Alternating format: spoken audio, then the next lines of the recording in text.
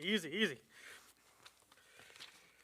So, as we're singing that song, it really made me think, how great is God? That's something I think we take for granted, doesn't it? We forget sometimes that our lives are so good. We focus on those little negative things, and we really lose track of how great God really is. And I tell you, every once in a while, He does things for you to remind you just how great He is and that He is listening to you. And it's just something that's off topic, but it's just something that I thought about when I was sitting there. It's so easy to forget how great God is in everything that He does for us. All right. So I think last week or 2 weeks ago or previously, we talked about John and Peter, and then really the focus a lot on boldness and faith, and that boldness and faith. And we're kind of breaking off the schedule a little bit. We're going to be out of Acts, we're into Exodus this week. Just for my school purposes, Pastor Kyle let me kind of break from the schedule a little bit and go rogue. But I'm going to kind of hang to that theme a little bit, and we're going to talk about Moses. That's somebody we're all very familiar with, and I'd say someone that qualifies as bold. He was quite bold, and he did. We know a lot about, we hear a lot about the things he did. He led his people out of Egypt. He led them through the desert. He's a huge part of biblical history. He's just a huge part of everything. And Moses is an enormous figure. A long list of things that he did. But we don't often look back to Act 1 in Moses' life. He didn't come out and start out as the bold leader that stood in front of Pharaoh and stared down the leader. He didn't start out that way. He started out like all of us did as a baby. And Moses came into the world at a time that was not favorable to Hebrew boys. The king of Egypt, or the Pharaoh, or whatever word you want to use, had decreed that all male Hebrew children were to be thrown into the river and executed. So he came in at a tumultuous time. I think that word fits.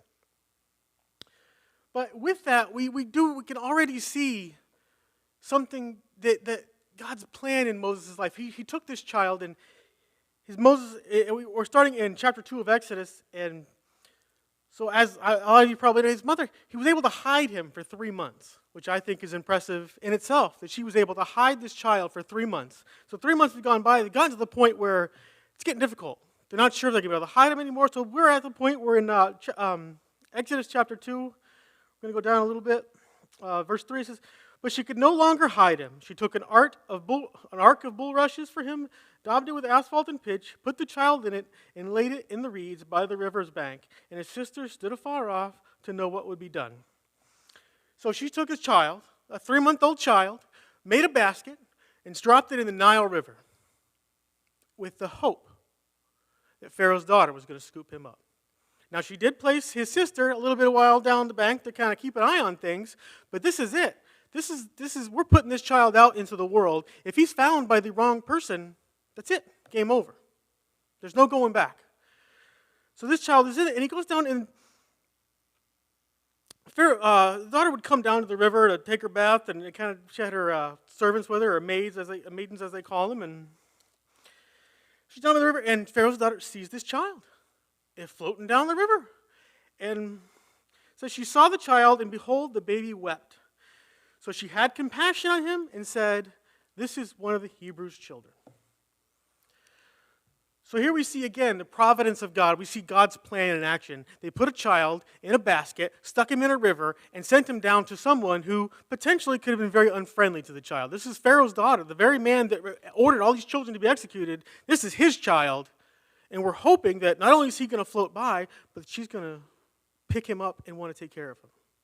So we already see God's hands at work in Moses' life when he was an infant. Before he had ever spoken his first word, the wheels were already turning in his life. So then she says, Pharaoh's daughter says, the sister was nearby, Moses' sister was nearby. Pharaoh's daughter says then the sister says to Pharaoh's daughter, "Shall I go call a nurse for you from the Hebrew women, that she may nurse the child for you?" And Pharaoh's daughter said, "Go to her." So the maiden went, called the child's mother. Then Pharaoh's daughter said to her, "Take this child away and nurse him for me, and I will give you your wages." So the woman took the child and nursed him. And we figure we're talking maybe a year goes by, till he was weaned off and ready, to go back. So another year goes by where this child is allowed to live in a society where male Hebrew children have been sentenced to death. So here we have a child given back to his mother and given another year of life. Or I'm guessing a year, as long as it took him to be ready to go off on his own. So now, and then so when the child grew, and she brought him, we're in verse 10 of chapter 2, and the child grew, and she brought him to Pharaoh's daughter, and he became her son. She called his name Moses, saying, because I drew him out of the water. And there's two things there that I think are significant. First is she called him son. Did she use that word is written for us here, and that it's noted that she called him son. Because that means this wasn't a pet or a toy or something of interest to her, something she felt pity on. She looked at this child as her own. So Moses was able to grow up as essentially as royalty. He was the son of Pharaoh's daughter. And I think it's a very significant thing because it also speaks to the education that he would have gotten, the access to a lifestyle that he couldn't imagine. I mean, his other option was death, but now he's given a life of royalty in the royal household as a child of Pharaoh's daughter. So it's just that one word. I think it carries a lot of weight. It's a very significant point that he called him son. And then she named him Moses. And so as I was trying to figure out, what I found out that the Hebrew word, because she calls him that, it says she called him Moses because I drew him out of the water. So I'm gonna butcher some pronunciations, but just bear with me. So the Hebrew word for drawn out is Moshe. And that may not be exactly right, but I'm not Hebrew. So Moshe, which sounds like Moses. So theoretically that's why she calls him Moses, because it sounds similar to the Hebrew word for drawing him out of the water, which is what she did. But the other side to that, the side she would not have known as not a native speaker of the language and not a Hebrew and not an Israelite, was in the Hebrew language, it can also mean he draws out. So in the language, when that word is spoken, Moshe can mean he draws out. So she took this child out of the water and gave him a name that means he draws out. I can't see anything else but God at work in that moment. God was at work in the very name she gave this little Hebrew child she found floating down a river. Now, he couldn't see that, but looking back, we can see these things, these markers in his life, and these significant moments where God was invested in this little child's life, and we know it. We can see it because he told us about it. But no one then, before this was written, these things weren't known, but looking back on it, we see the work that he did in his life and the value this child had and what he was destined for that he himself could never, ever have imagined.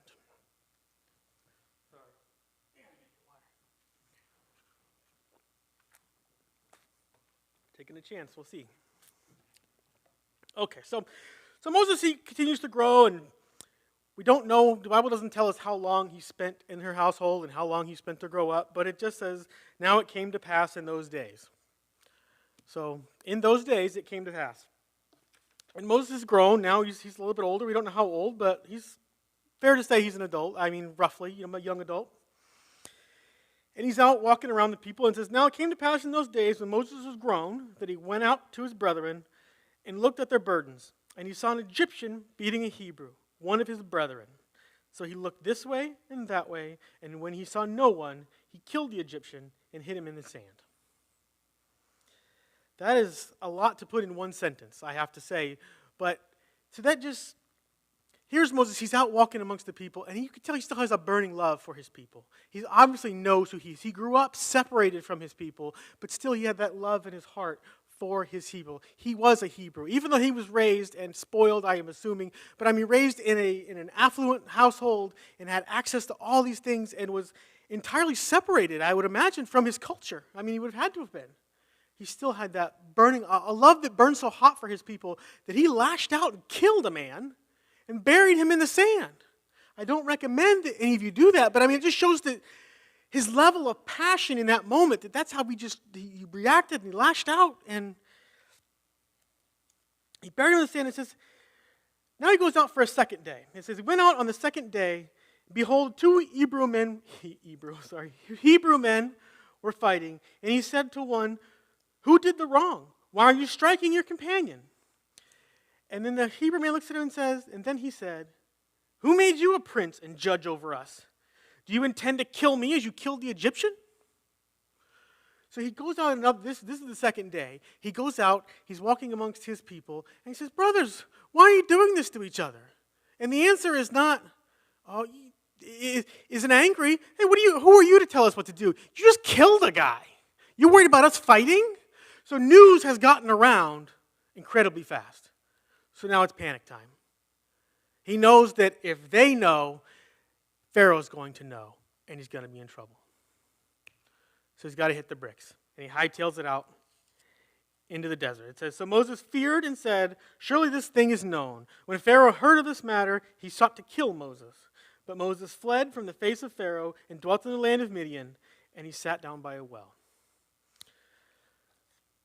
So if you're looking at a map, if I was to draw you a map, and Egypt, Moses, Midian is way over here. So, he didn't just go to the next town over, he took off. He hit the bricks. He was gone. He's in an entirely new, a foreign land to him, in a brand new place, and he finds himself at a well. And it says, now the priest of Midian had 7 daughters, and they came and drew water, and they filled the troughs to water their flock. And the shepherds came and drove them away. But Moses stood up and helped them and watered their flock. So here we find Moses. He's in a foreign place. And the first thing, he's sitting down at this well, trying to figure out, where do I go from here? What am I going to do? I don't have my Hebrew family. I don't have my Egyptian family. I am 100% alone in a foreign land. What am I going to do? And along come these young women with their sheep. And his first thought is not that they get bullied right off the well. These ladies, we're the shepherds. We'll take care of business, especially this time in history.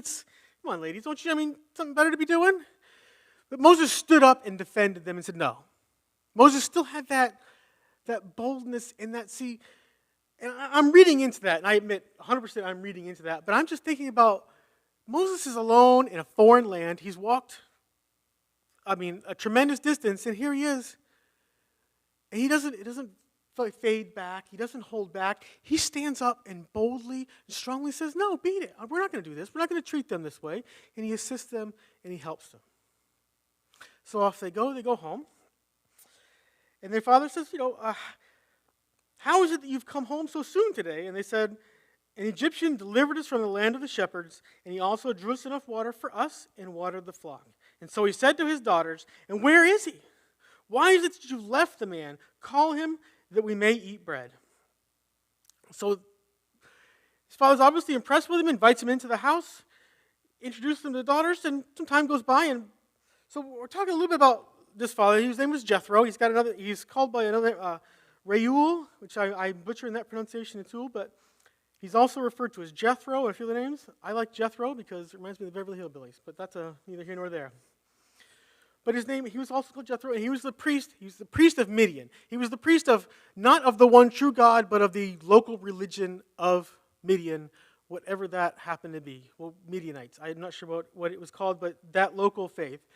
And something unique about Jethro, and we won't really go too deep into it because we want to talk about Moses, but Jethro really saw the product of Moses' work as time went on and as everything unfolded. The story, we know what goes on after this.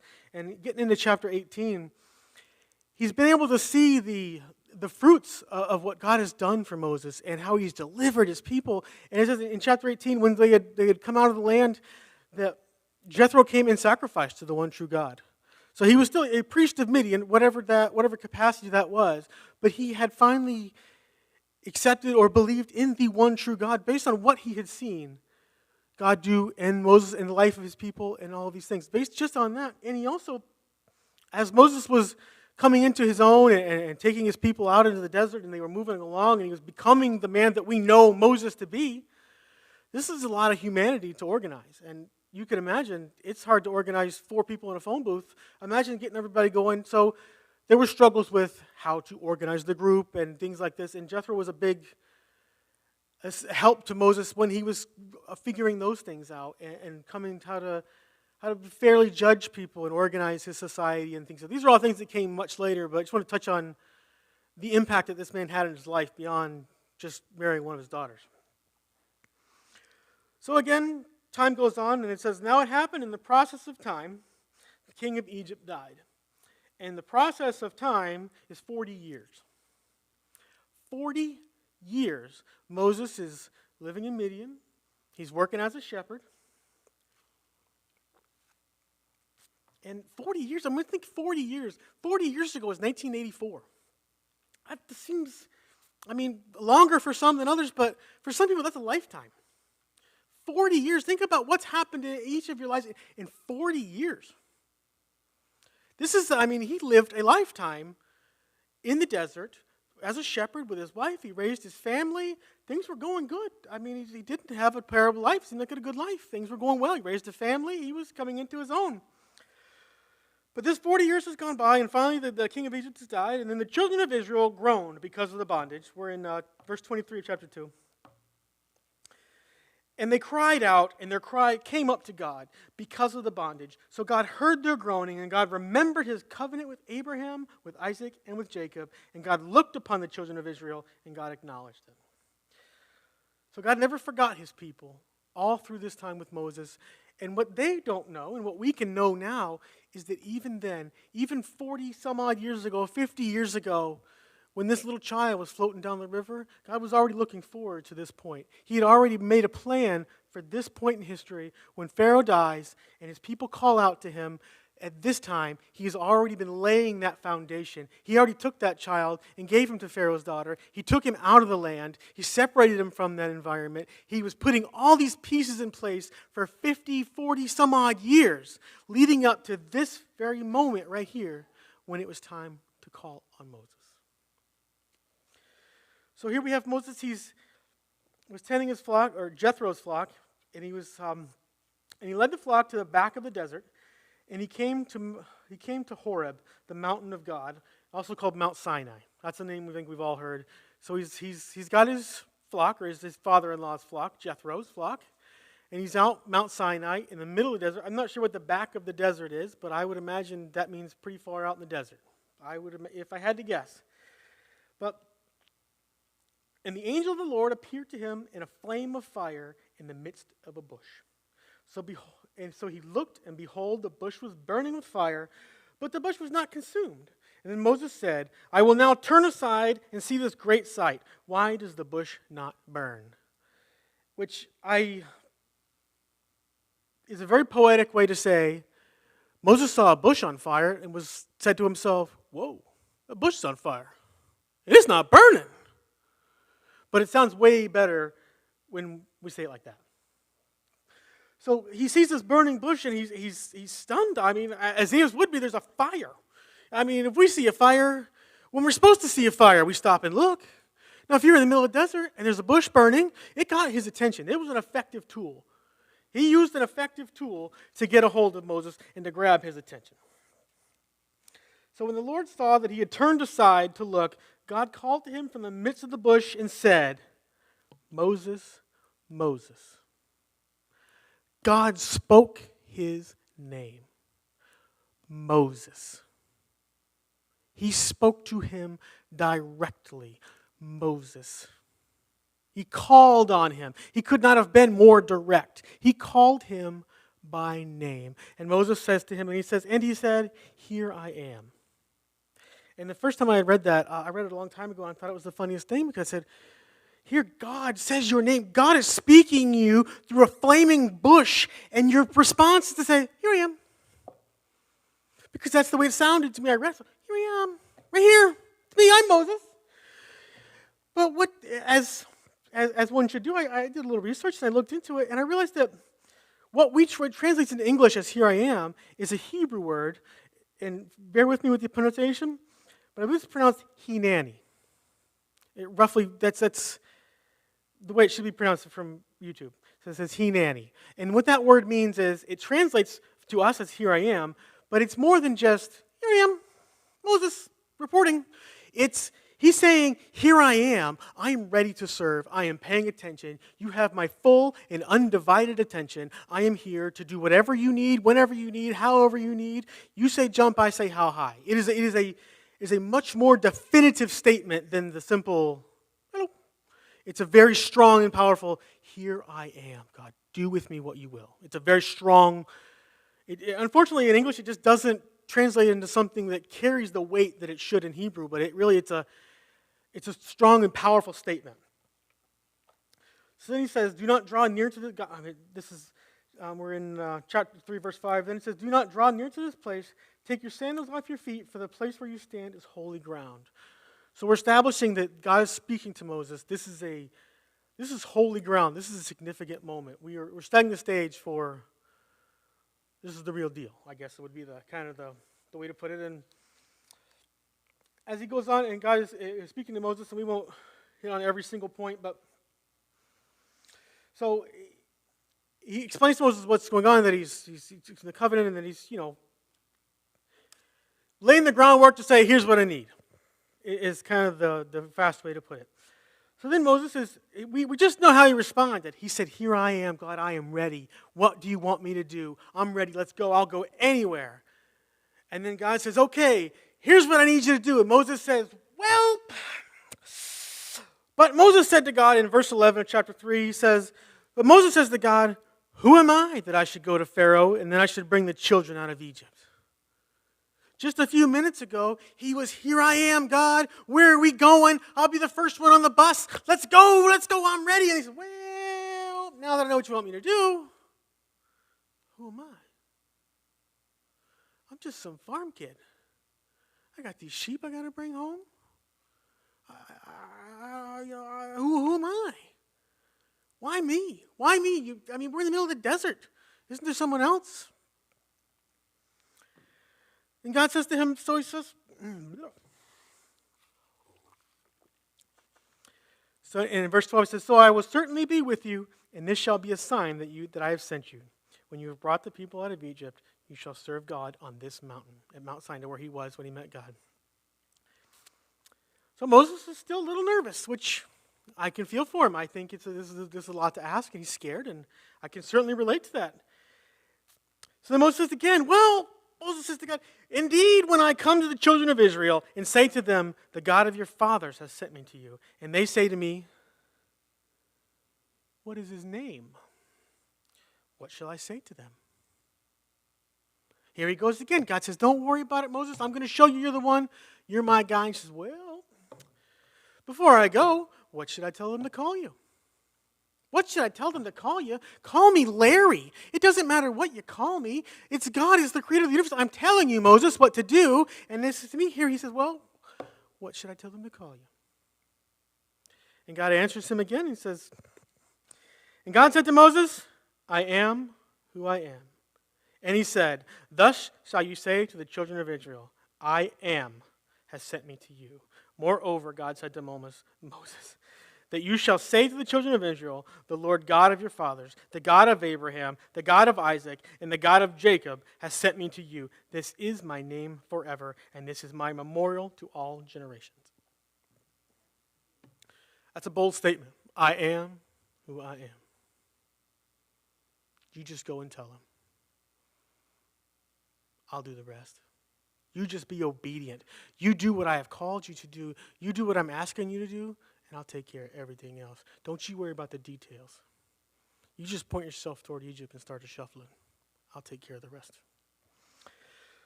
But still, I relate to Moses. And we get over to chapter 4, verse 1. And then Moses answered and said, but suppose they will not believe me or listen to my voice. Suppose they will say, the Lord has not appeared to you. And I think that's honestly, I think that is a very honest question. Why should they believe me? If I walked in here tonight and said, Moses spoke to me in a burning bush in the parking lot, y'all would have me run out of here into the nut farm in about 3 seconds. You think I was crazy. So it wouldn't be that hard to imagine that, well, God, why are they going to believe me? Why should I going to tell these things? And now, We know that God sends him to do something, he will support him, and they will believe him because this is God's plan. But put yourself in Moses' shoes. It's hard to see the forest from the trees, that's what they say. It's hard, and we stand in that same position often on our own. And we ask ourselves, we're called to do something. And we say, well, what if they don't listen to me? What if I'm not successful? What do I say? How do I say it? Maybe I'm not the right person to say it. Maybe I'm not the right person to take that step. Maybe I'm not the right person to lead this ministry. Maybe I'm not this or maybe I'm not that. We can feel everything every time Moses stalled and doubted. We can feel each one of those things in our own life. We have been in that same position or felt that same thing, each one of us, every time. So the Lord, makes it very apparent that I'm going to take care of you. And he offers him many different signs and things and says, look, just trust me. You will be clear to everyone that you are working on my behalf and I'm with you. I will support you. And then finally we get down, skipping down to verse 10, chapter 4. Said, then Moses said to the Lord, O my Lord, I am not eloquent. Neither before nor since you have spoken to your servant, but I am slow of speech and slow of tongue. And honestly, I think that's a very honest statement from Moses. That's a very true, that's not a statement of fear. That's not a statement of doubt. That's saying, God, this is such a huge task. This is such an enormous thing you're asking of me, and I'm scared. I'm not good enough to be your message bearer. I'm not good enough to lead your people. I'm not good enough to be your spokesperson. I can't talk well. I don't have the right words. And that's just really something that's always stuck out to me. And God's answer to that, I think, is another one. And it says,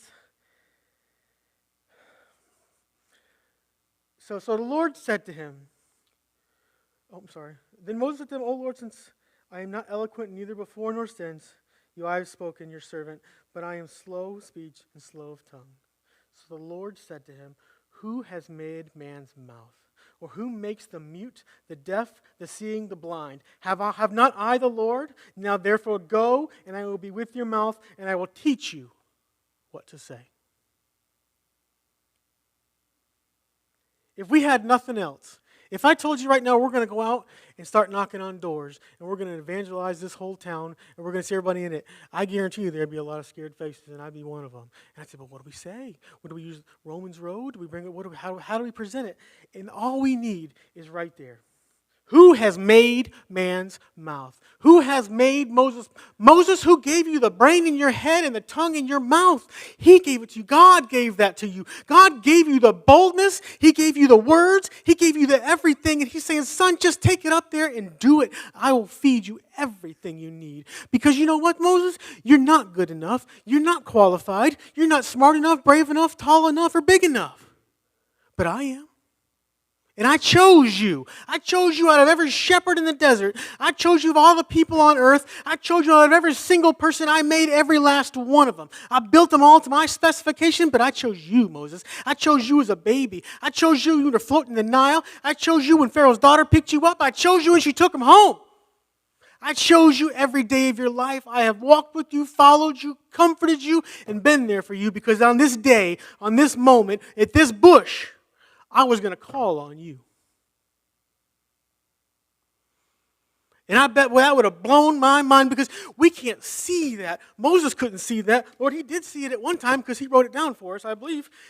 But, so, just to bring it on back around, this was Moses' call. This was the call that he had been built for. This is what we see. We see Moses and we know the man that he will become. We've seen the success that he became. We saw all that he achieved. We saw what he did. We know the impact that he had. But he didn't get to see any of that. We have the benefit of looking back, but God knew exactly what was going to happen. He knew when that baby was going into the water, and He knew that He was going to stand there, that man on the mountain. He knew that He was going to hand him those commandments, and He knew He was going to lead those people through the desert. God knew all of this long before Moses first stepped foot in the Nile River. God had that plan for Moses. And just like I told you last week, when we talked about John and Peter or Paul, or I told you I get them mixed up, but we talked about how they couldn't see what they were doing. They couldn't, in the moment, they didn't know the power that they had. They couldn't feel the power that they had. They didn't realize all that they were capable of. Moses didn't realize all they were capable of. And we look at him now and we say, but Moses, because we know what he's going to be. But then we bring it back to ourselves. And I'm not comparing myself to Moses on any stretch of the imagination, but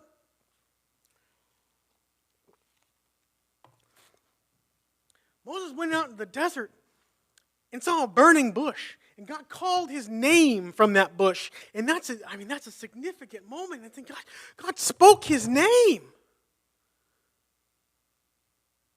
But that's not just Moses. I can tell you the day, and I won't do it now because but I can tell you the day and the moment and exactly where I was sitting when God called my name and He said, you know what? I want you to go into ministry. And just like Moses, I said, you're out your mind, son. Who am I to do this? I'm not eloquent. I'm not qualified. I'm not ready. Who am I? But God called me. He called my name. He didn't light a bush on fire. But He spoke to me. And I know that each one of you, as you're sitting here tonight, you're going to think about something. You got a burning bush in your life. You got a burning bush in your heart. Somewhere in you, there's something that you know you need to do. There's something that you're called to do. Whether it be big like Moses, if you need to lead your people out of Egypt, or if you need to lead one person.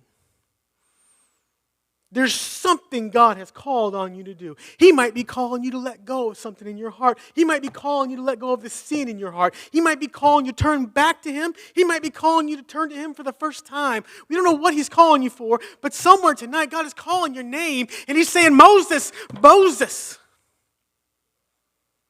Because just like Moses in the desert, He wants you. And He has built you and watched you and coddled you and protected you and brought you through your whole life because there's something that He needs you for. He has made each and every one of us for a purpose. Just like Moses. Just like that little baby floating down the river. Innocent as could be. In the hands of God. Grew up to be the man that would stare down Pharaoh, lead his people across the sea, through the desert, write the course of history. What is it that God is calling you to do? What is your bush? What is that burning bush? And there's a verse, I believe it's in Revelation, that says, for I will stand at the door and knock. And there's a little bit of context that goes into that, but I like the thought of that there is that bush burning in all of our lives. And there's that bush that we all had to answer to that call at one time. And I guarantee you, all of you can look back and remember the first time that you heard your name. You heard God saying your name, saying, Tim, son, I'm ready for you to come home. I want you back, son. And you had turned your back on Him. And you had stared Him down and you had said, no, God, I'm not good enough. I'm not good enough to be a Christian. I'm not good enough to walk with you. I'm not good enough to be forgiven by you. I don't belong with you. I'm not like those people like that. I don't know the Bible. I'm not ready. But God said, no. I have made you for this moment. I sent my Son down for this moment. Everything I have done has built to this moment. And of all the billions of people on the world that are here now and there wherever will be, the only person I'm interested in right now is you. He looked at Moses in the desert near that bush and He said, Moses, Moses. Now there's billions of people on the earth, but he talked to Moses in that moment, and he does the same thing for us. And I just beg of you right now to be that boldness, show that love that Moses had, and say, here I am, Lord. Here I am ready to serve, whatever that is, whatever that need is, wherever you're needed, wherever you're wanted. Don't be afraid. God used Moses to do things that we can't even imagine. And he'll do the same thing with each and every one of us. You may never lead anybody out of Egypt, but I tell you what, you might just lead someone to salvation. We can't save anybody, but I tell you what, we can sure show them the way, can't we? And that starts with you. That's where it all begins. Maybe that's your bush. Maybe that's the bush that you came in with. Maybe that's the burning bush that brought you here tonight. Maybe that's the burning bush that put you in that seat because God was looking at you and saying, Moses, Moses, it's time. God wants to forgive you. It doesn't matter where you've been or what you've done. Moses killed a man and buried him in the desert, but God still used him. There's nothing you can do to make God not love you. Answer that bush. Answer that call. Listen for your name, and when you hear God call, you stand up with boldness. You say, God, here I am. Answer. All right. Let's close in prayer. Heavenly Father, I want to thank you for Moses, Lord. I want to thank you for the example that you gave us. I want to thank you for your word, Lord, that you bless us with these lessons, and you bless us with your word because you want us to be with you. You show us the way to you. You used a man like Moses, and you can use each one of us, Father. I just pray that you help us to see what you have chosen us for, to see what you have built us for, to see what you need us. Help us to be obedient. Help us to be faithful. Help us to be good servants of you, Father. And Father, I beg of you, if there's someone here tonight, if there's someone on the live stream, if there's someone down the street, if there's anyone in the sound of my voice that does not know you, Lord, that you do not let them go another second, another millisecond without knowing you, without coming to faith in you, without accepting that free gift of forgiveness, Father, that you have given for us. Please, Lord, I just pray that you take care of your children tonight, Father, and be with those that are lost, Lord. They need you tonight, Lord. Help them. Give them the boldness to answer that call, Father. I thank you for all that you've given us. I thank you for this opportunity and everything that you've done in my life, Father. I love you. In Jesus' name.